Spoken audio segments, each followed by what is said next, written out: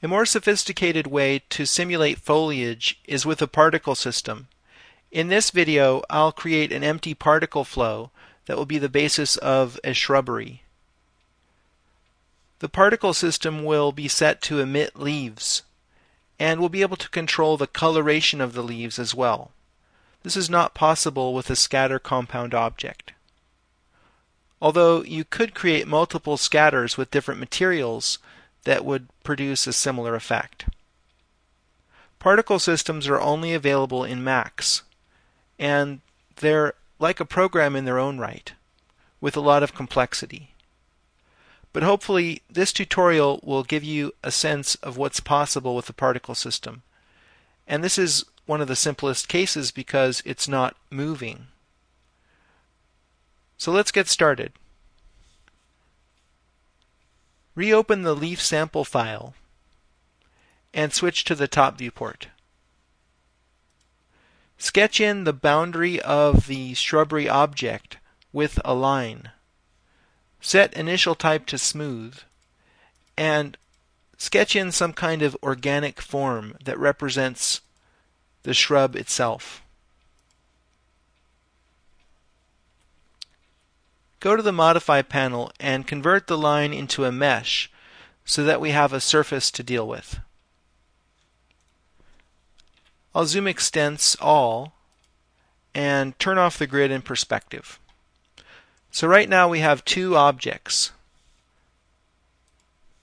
The line, which I'll rename right now, boundary, and the leaf. I'll deselect them both. Now let's design a particle flow. That work is done in a dialog box called Particle View, and you can open it by pressing 6 on the keyboard. I'll move this over and make it bigger.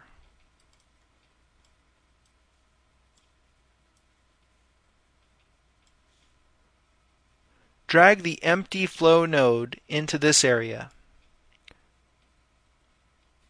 The way this works is we create a kind of flow chart here for the particle system. These are the tools that we can use in our flow chart. And each node in the flow chart has parameters that appear over here in rollouts. There's description information down here. So right now we have a single node called render1, and this is necessary to render the particles. Let's drag in a birth event and drop it into the window. This generates an event, and it means that the particles come into existence here.